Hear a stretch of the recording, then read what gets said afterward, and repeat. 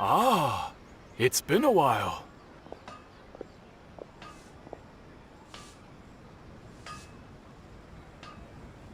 Of course. Go ahead.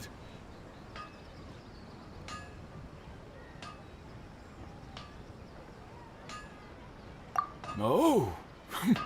Now there's a question I wasn't expecting. Very well. I'll tell you what I know once more.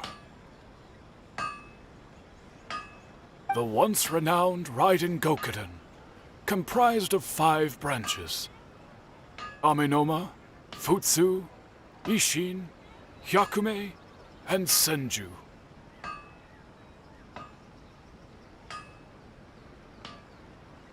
The art of forging practiced by these 5 clans was first taught to them personally by the almighty Shogun. Over time, the 5 branches diverged from one another as generations of bladesmiths honed and perfected their craft until they became 5 distinct traditions.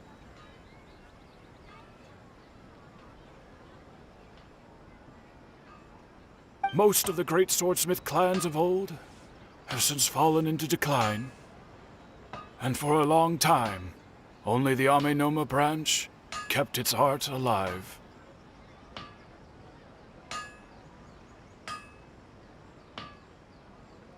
But fortunately, Kaedehara Kazuha recently returned to Inazuma and took up the mantle of the Ishin art.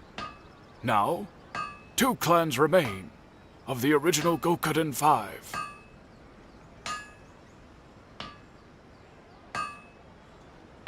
If my memory serves me right, you yourself were present when he forged the Ishin blade. Oh yeah, we were! Paimon remembers that now. We learned a bit about the decline of the Raiden Gokuden then too. It seems like such a shame.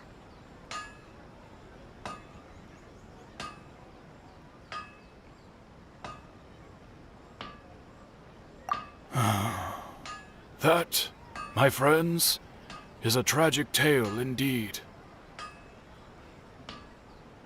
In fact, this was not made known to me for most of my life. All these years, I knew of those great clans' demise, but never the cause. Only recently, when the question was on my mind, did I ask Kaedehara Kazuha about this.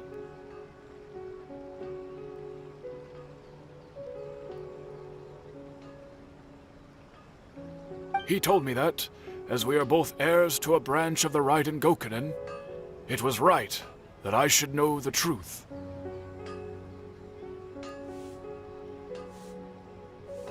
There is no harm in telling you, but I must warn you. It is a dark and sorrowful tale. The Raiden Gokuden were the targets of a murderous rampage by a vengeful bladesmith. Vengeful? Why? 400 years ago, so I'm told, there was a catastrophic malfunction in Tatarasuna's furnace. One brave swordsmith heard the commotion and chose not to flee, but he rushed to the scene, hoping to prevent a disaster.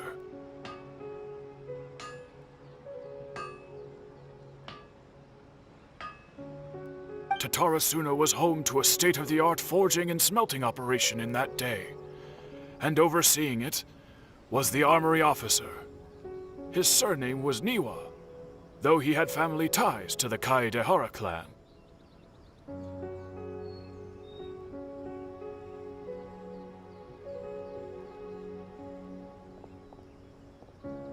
knowing that they had just one chance to save countless lives. Mr. Niwa and the swordsmith leaped together into the furnace. The furnace quickly stabilized, but neither of them made it out.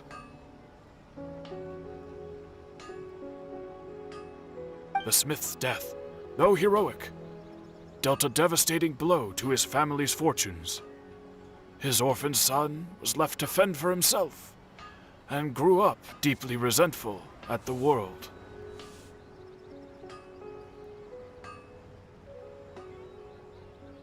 In his heart, the whole of Inazuma was culpable in his tragedy. He hated the almighty shogun for her apparent indifference towards his father's death, and he hated everyone who had done nothing to try and save him.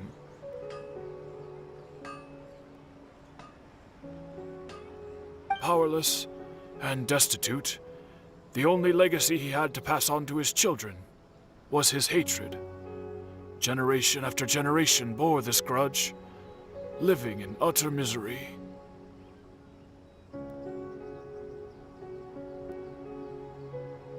Alas, if only the story could have ended there. But 100 years ago, the then head of this family reached the end of his wits. He could bear their fate no longer, and yet he could do nothing to change it.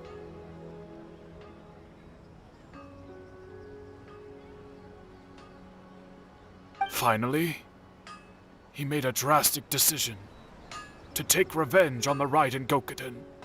In doing so, he sought to vent his pent up anger and shake the very foundations of Inazuma's forging industry.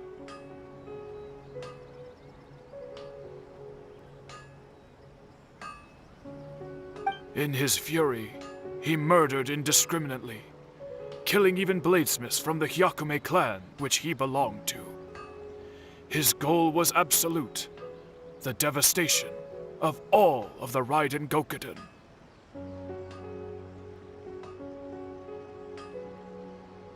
But when he came to the Kaedehara and Kamisato clans, his killing spree came to an abrupt end. He failed to catch them unawares. They fought back fiercely, and they did not spare his life.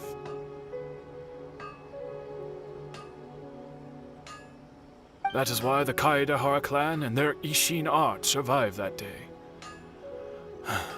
I suppose they were the lucky ones, under the dire circumstances.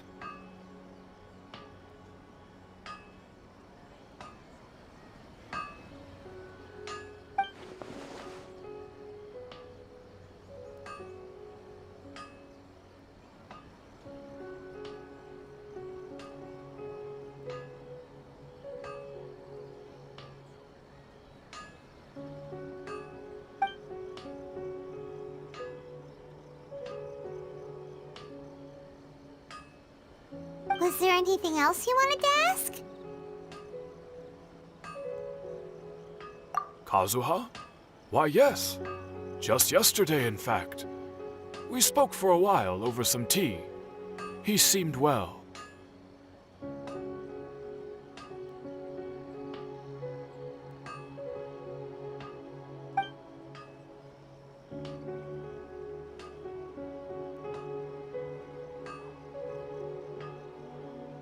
My pleasure. Don't tell Paimon. There are other places you want to visit too, right? Your expression says it all. You can't hide anything from Paimon. On to the next stop. Lead the way, traveler. Paimon will be right behind you.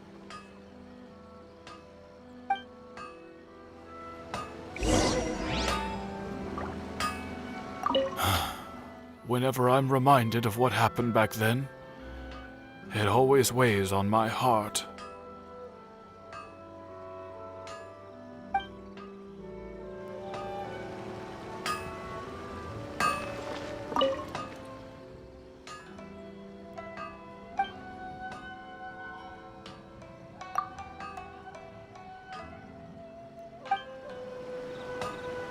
Okay.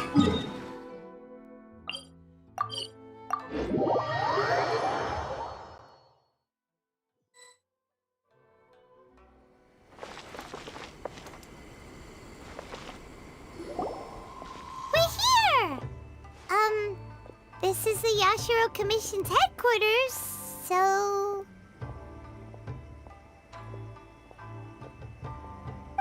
Traveler! It's been a while. If you're looking for the Commissioner and Miss Kamisato, I'm afraid your timing is unfortunate. They're not here right now.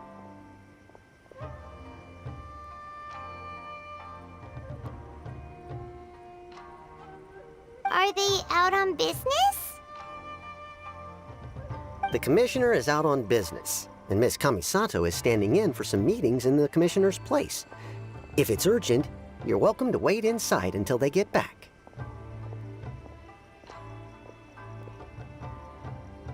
What do you think?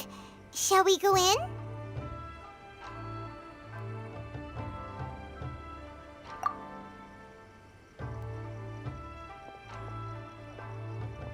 If it were anyone else, I couldn't allow it.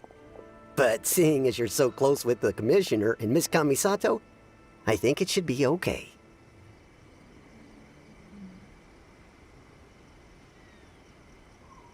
We'll be heading in then. Thanks!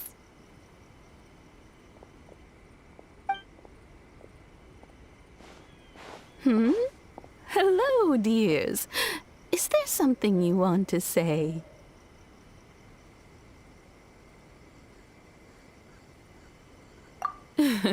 Of course, traveler.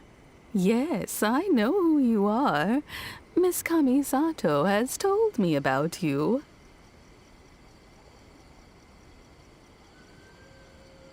What would you like to know?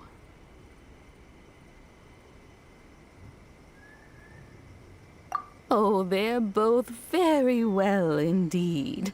Lately, Miss Kamisato has been rather busy attending all kinds of meetings and occasionally paying visits to some local organizations on the Commissioner's behalf.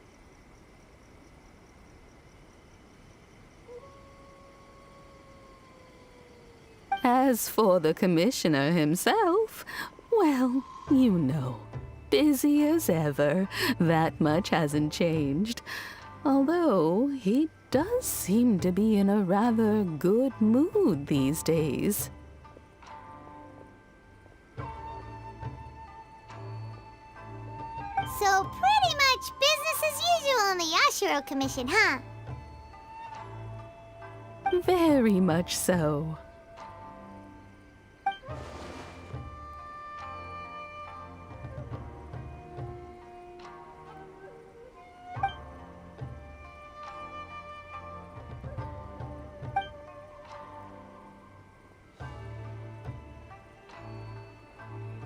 Well, got any more questions?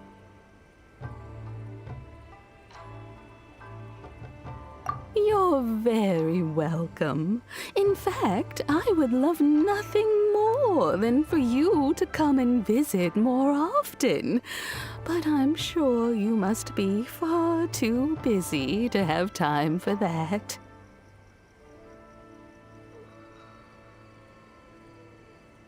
Miss Kamisato talks about you all the time. She seems so thrilled to have you as a friend, and she's always saying how talented you are and how much she admires you.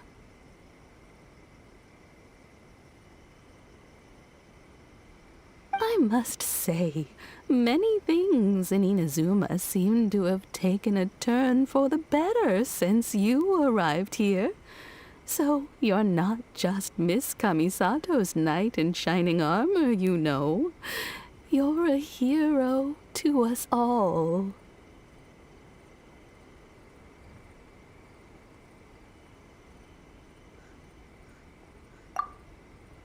I mean it. Whenever the Commissioner dines at home, Toma always joins him. I always find myself at my most relaxed when I'm serving the two of them and listening to them chat away.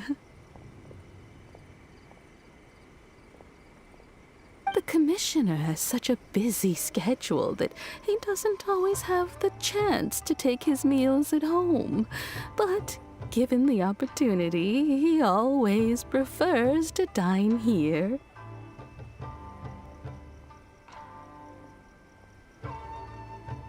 They say it's because Toma's a much better chef than most. Oh, the commissioner is so fond of home comforts. They get to talking about you sometimes too, you know. Always with a very fond tone. The way one would talk about dear old friends around whom one can truly be themselves.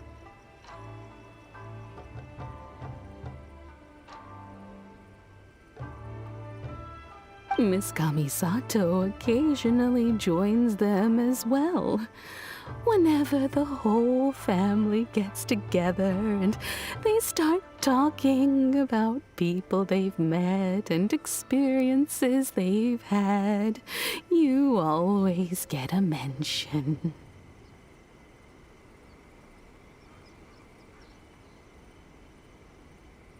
It's been many years now since the late Mr. and Mrs. Kamisato passed away. Much has happened in the Kamisato clan in that time.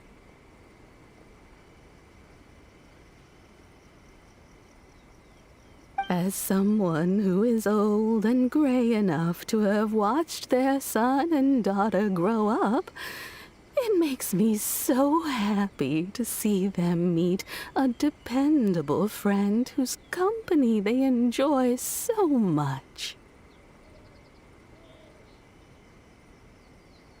So, in the future, if you ever do have the time, please know you are always very welcome at the Yashiro Commission headquarters.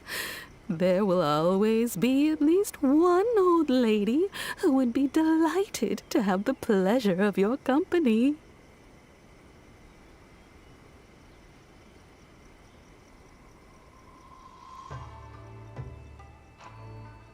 Wonderful.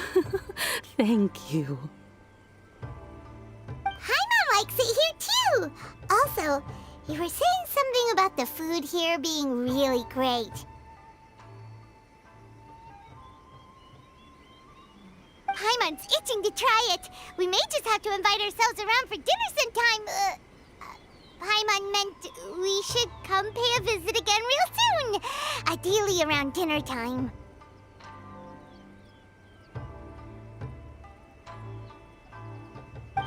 Of course.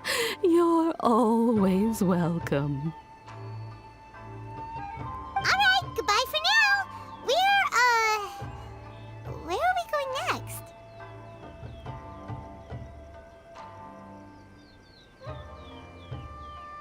Great! Goodbye, ma'am! Don't worry, we'll see ourselves out. All right, then. Take care now. Hope to see you soon. Oh, are you two leaving already? Yep, everything's taken care of now. Don't worry. Very well. Safe travels. Goodbye.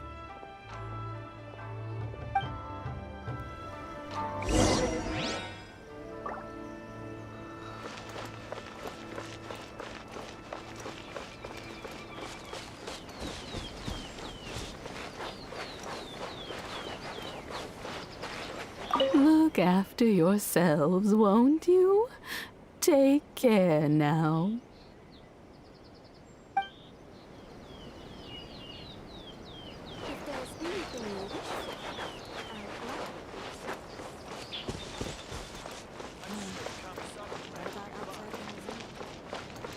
Safe travels. Goodbye.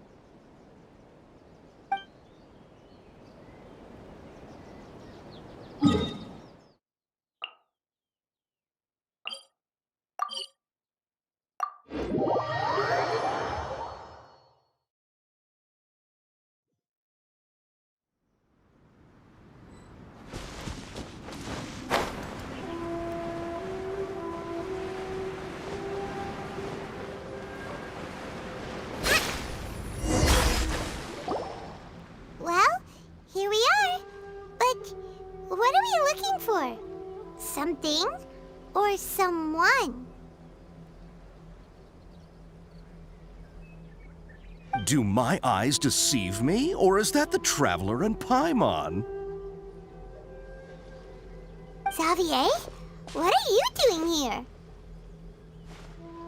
I was in the general area, and now I'm in this specific area. There, that's me. So what about you two?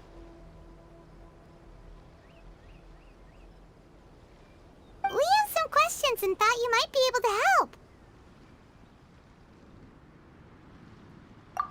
Certainly do. I've researched the furnace here in some depth. If there's anything you want to know, just ask away. Like the back of my hand. Make no mistake, I have been here a good many times before. Not only that, but I've met people in Inazuma whose families used to live in Tatarasuna years ago. They said it's all true, the history here.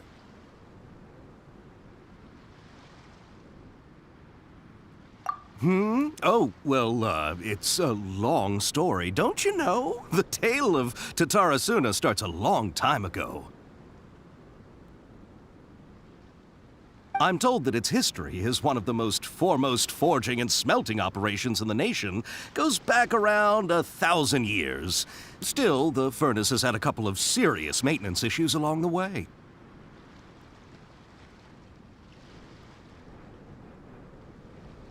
A couple?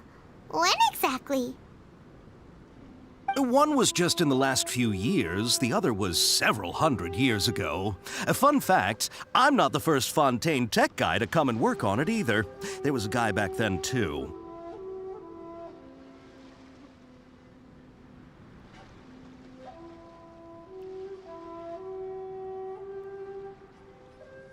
They say he was a mechanic who consulted on a technology upgrade. It seems like the technological collaboration between our two nations goes back a long way. How about that?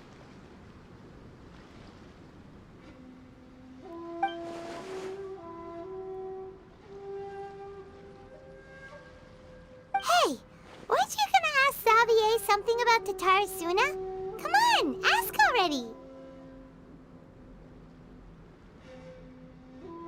Oh, I didn't realize you two were here for a history lesson. Me neither. Paimon doesn't know what's gotten into this one today. Feels like we've been preparing for a history exam or something.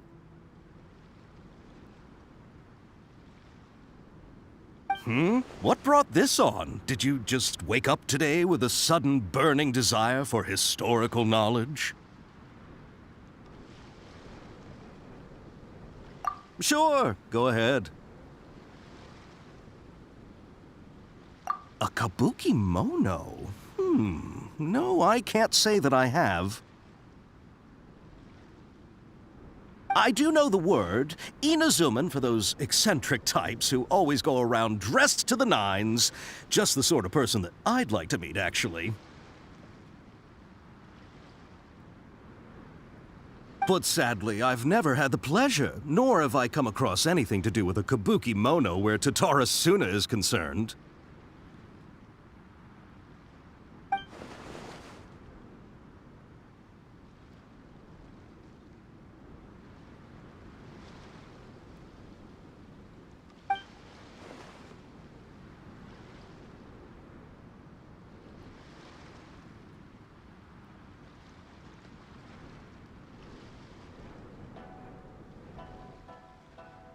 Of course! Don't mention it. Oh, we're leaving? Okay, bye, Xavier. Oh, you're most welcome. More than happy to help. Farewell. Looks like you got all the information you're looking for. Sure, but what's up with you today? Whatever it is, it seems like it's really troubling you. Keep your smile, Spinal Crocodile. No matter what happens, Paimon will always be there for you.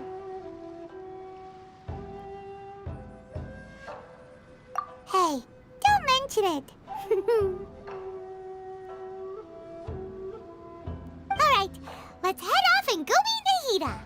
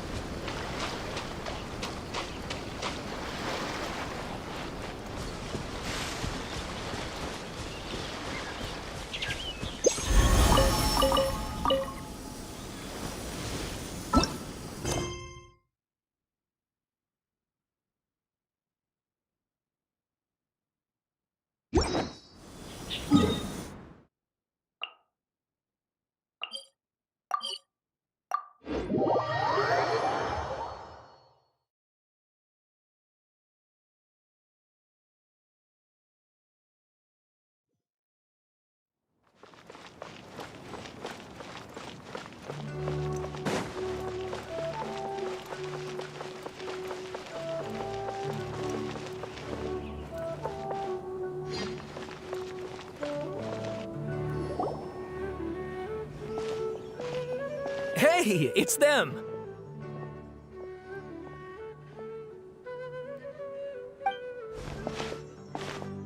Akaba, Sawada, you're still here?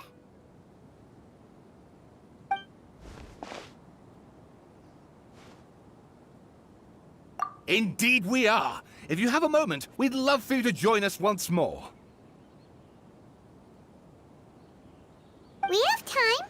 What do you want to talk to us about?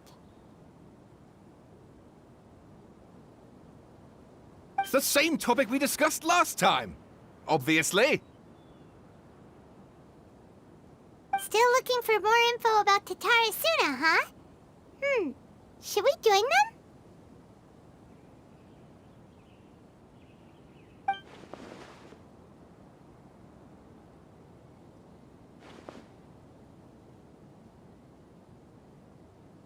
Unfortunately, we haven't made any real progress.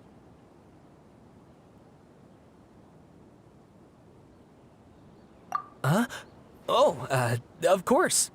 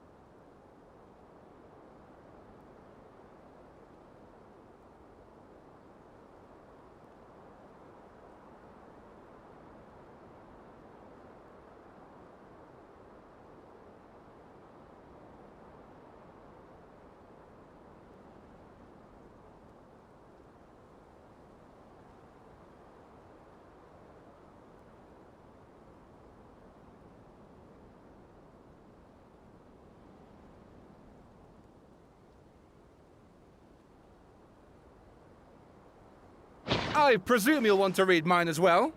Here.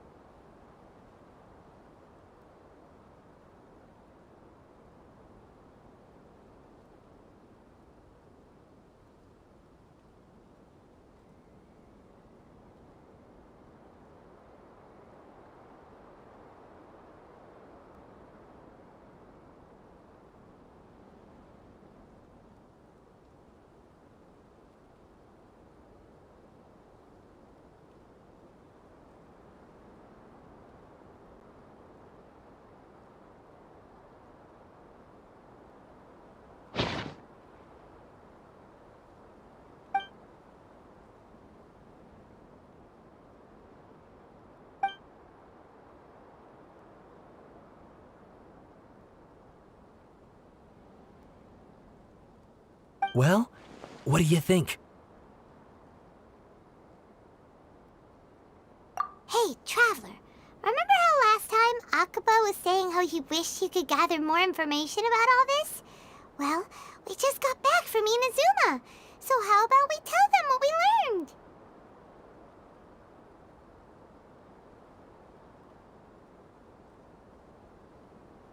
What did you find out? Something big?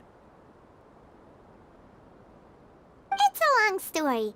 Basically, we have some friends in Inazuma, and...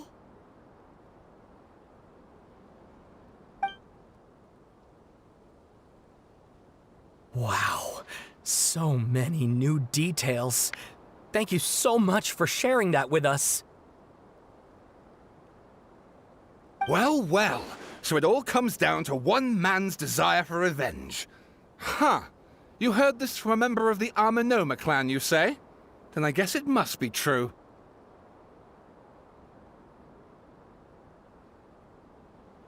Ugh. So there's no ghost story here after all. This new information actually lends further credence to my hypothesis. Evidently, swordsmiths were seen as having an incredibly prestigious role in society those days, to the extent that harming them was conceived of, at least by the perpetrator, as a way of exacting revenge against those in power. Yes, okay, point taken, you were right. But that doesn't mean I can't carry on with my novel. And they're back at it. These guys are really into this.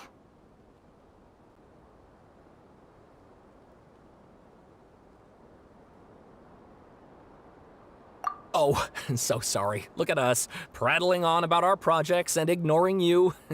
Thank you so much for the information. You're welcome. See ya. Keep us in the loop if you find out anything else. Will do.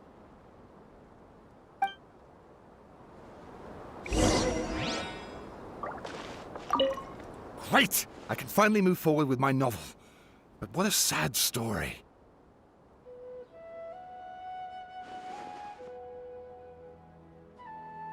I don't know what I was expecting, but I never would have guessed this.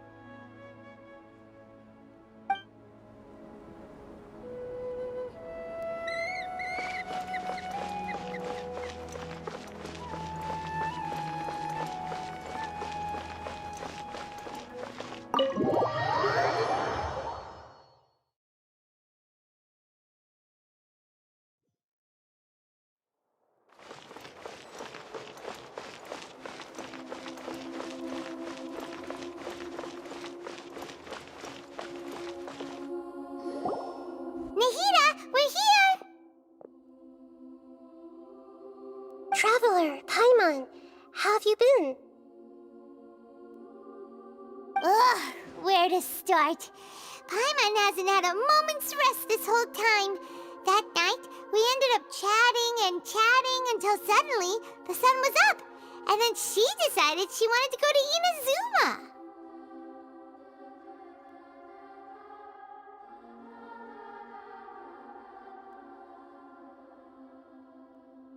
The Balladeer?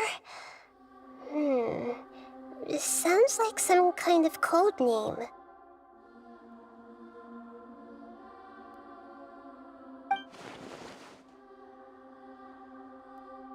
You look troubled. Is there something you need to tell me?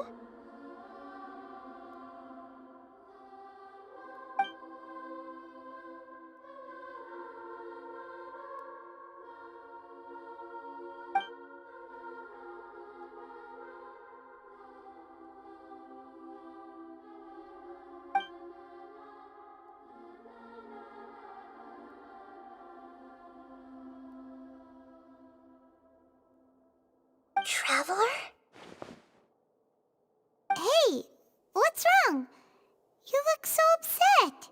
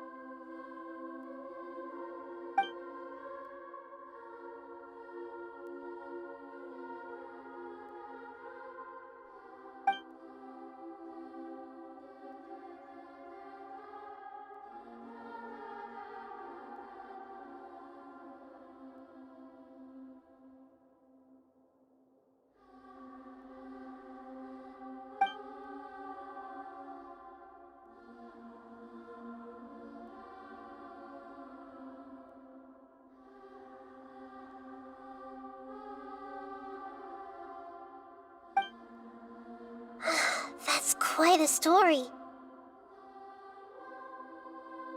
So, this puppet known as the Balladeer erased himself from Irminsul, hoping that he could change the past.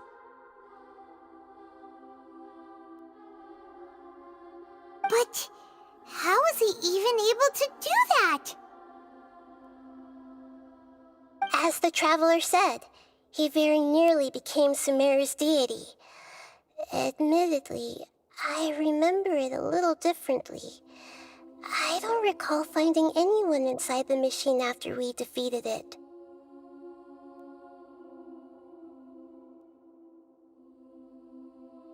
Nevertheless, it does make sense. If someone were to successfully erase themselves from Irminsul, the world would change to reflect the new reality. So, you believe this person really existed, and we just don't remember him because... well, because he literally changed the world? Yes. Theoretically speaking, it is possible to do this. But I'm struggling to imagine the kind of person who would dare go through with it. The Traveler comes from a world beyond Javat. That's why there's no information about her in Irminsul. And it also explains why any changes to Irminsul wouldn't affect her.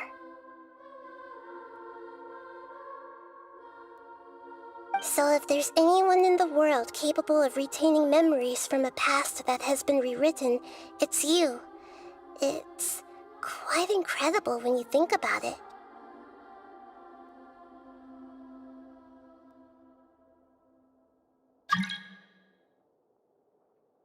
Paimon's having a hard time understanding this Balladeer guy's motivations. Why did he do it? I can only make inferences based on the information we've been given. As for what kind of person he was, only you remember that.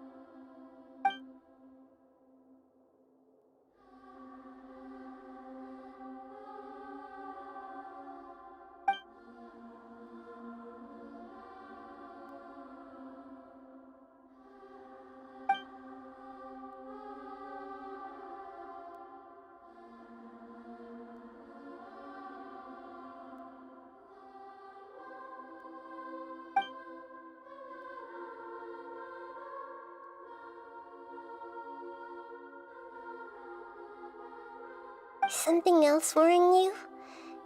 Something that you can't share?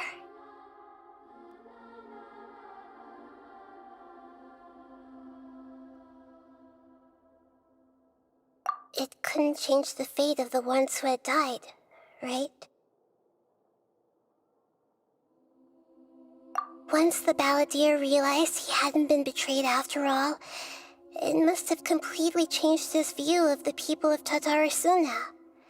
Now he saw them as friends again. He couldn't keep hating humans after that. And if he thought there was a chance he could save his old friends, it would be hard not to try. The story makes sense, every part of it.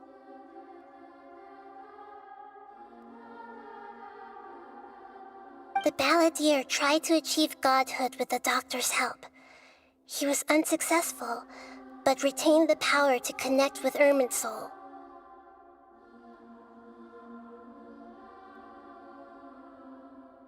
That power then enabled him to change what was recorded in Irminsul and erase himself, even though he didn't have much strength left.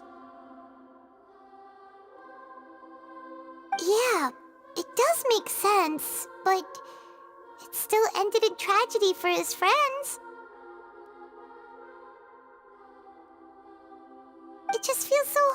Alice. He gave everything to do this, but it seems like he got nothing in return.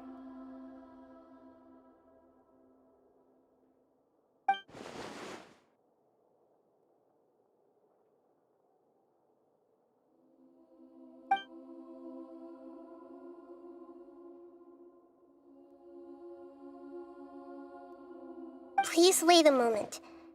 I want to check something.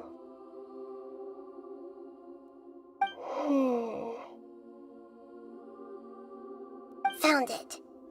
This should be the one.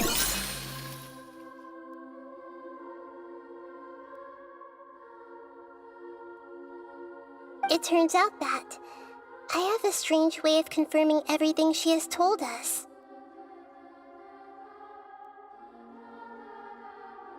What is it? A record from a personal collection. It was tucked away in a corner. You should take a look.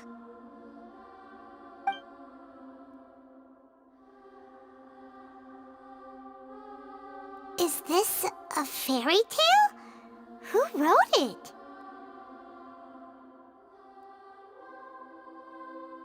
I authored this record myself.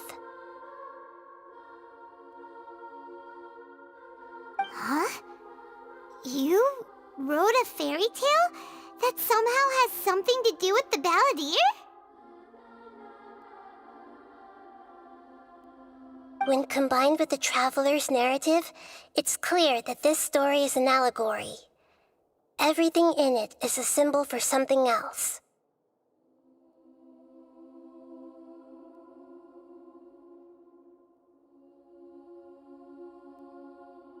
Hold on. So this record survived from the past? Yes. Any information about the balladeer or the kabuki mono and other records will have been changed. But I wrote this story in a way that means it was left intact. Changing the information in Irminsul changes to that. But Irminsul can't change information that was well hidden in advance. I guess I must have written this story as a backup before the balladeer entered Irminsul.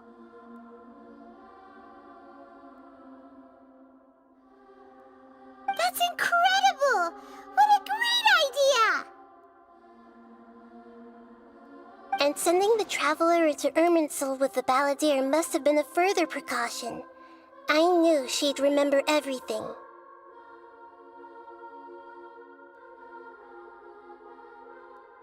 This story is abstract enough that it still resonates with the present information recorded in Irminsul.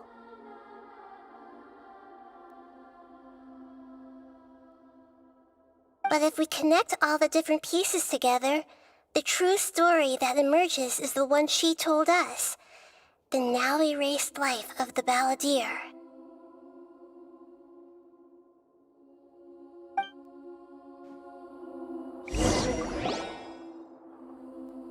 There was once a lone monster draped in fox fur. The monster found a family of foxes, joined them, and they became friends. The monster lived with the family day and night, and everyone treated it as one of their own.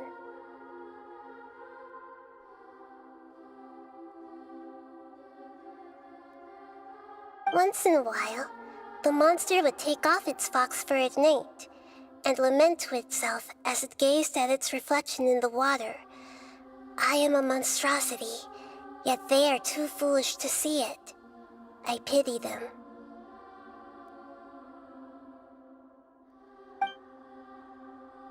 But the monster soon found solace when another came to live among the foxes who was not their kin. A kitten, carved from the wood of a white tree who had been abandoned by the humans.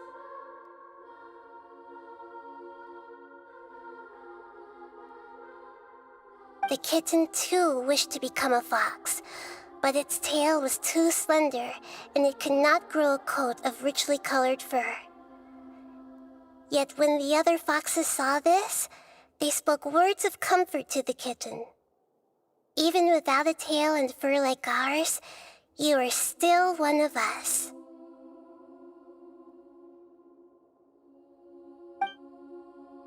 Furious at this happy resolution, the monster lit a fire on the mountain. The terrified animals panicked as the fire spread. The only way to extinguish the flames was to make a sacrifice. A gray fox stood up and addressed the monster. It said, "You are the cleverest among us. Surely you can help us find a way to solve this." The monster smiled, led the fox toward the fire, and murdered it. The gray fox's heart was turned into a beautiful drop of water, clear, spotless, and pure.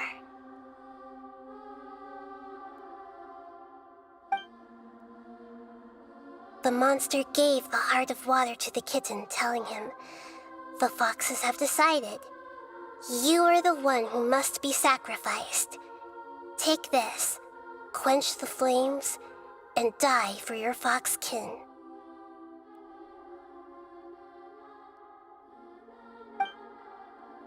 The fire was extinguished, but the kitten lived. It left that side of the mountain and found a little bird who had a broken wing.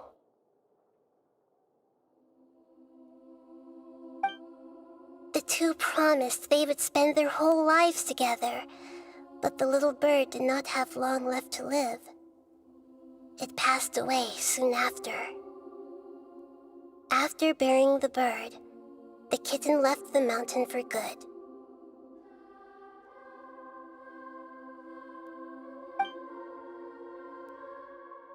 Never again would it cherish a single creature nor a single blade of grass that stood on that mountain.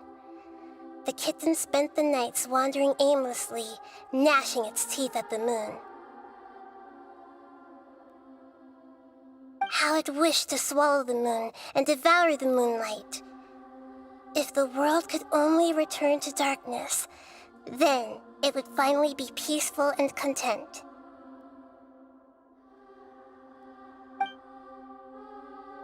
I will become the new moon, the answer to everything. Then, no one will know that there were once birds, foxes, and cats in this world. And no one can know that they were different.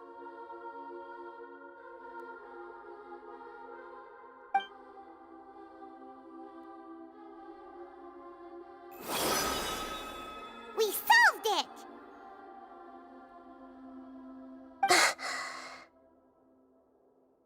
I remember now. This is not just the Balladeer's story. It is his very own memories. I made up to become a god. He was experimented on and modified countless times. It was brutal torture, and the only reason he was able to survive is that he was a puppet.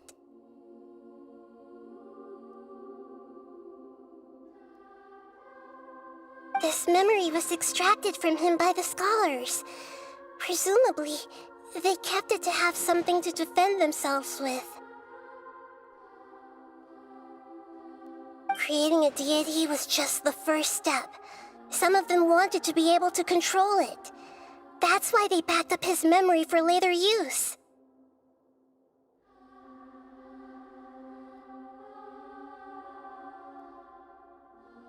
I buried it deep inside one of my own dreams, and then hid it inside an allegorical story so that it wouldn't be altered. It's hard to believe that this person really existed, let alone that he tried to get rid of us on more than one occasion. Paimon has no memory of him at all. He completely vanished like a puff of smoke.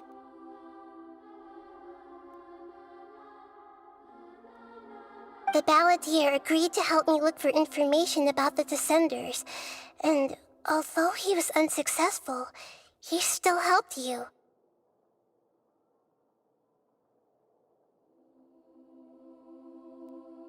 Before he vanished, he confirmed an important detail, that Conria was where your twin first came into this world.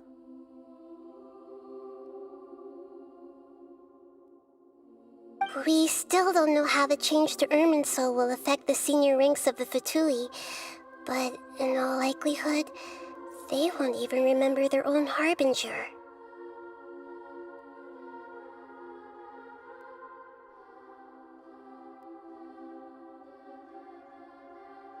It sounds like Paimon wouldn't like this guy a whole lot if he was still around. But still, Paimon doesn't like the way it all ended that much better.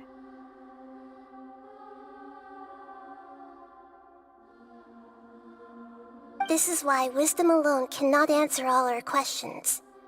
We look, we see, and we comprehend, but the question still troubles us.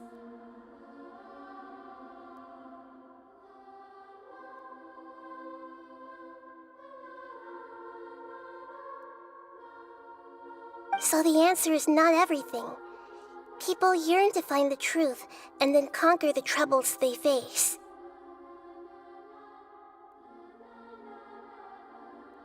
When you give someone the truth, you give them a chance to choose their own destiny. To others looking on, this may seem like a pointless endeavor, but for him, the chance to act on his desire to disappear must have meant a lot.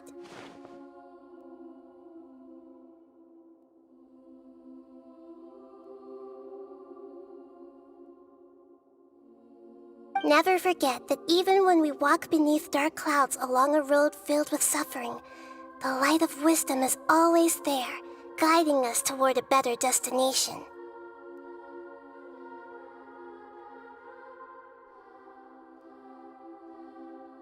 And that is what you have been doing all along. Yeah, Nahita's right.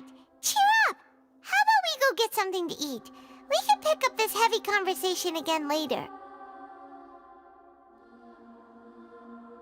Good idea. Paimon, why don't you take her out for a walk to clear her head?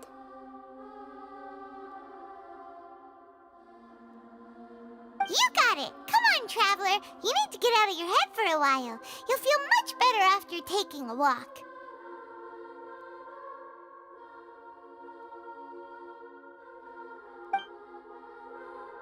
Let's go get a snack from one of the stalls in the Grand Bazaar!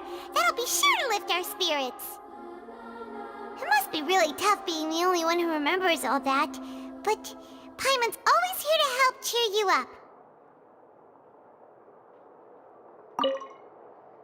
There's a few things I'd like to look into. You should go take a walk and try to unwind.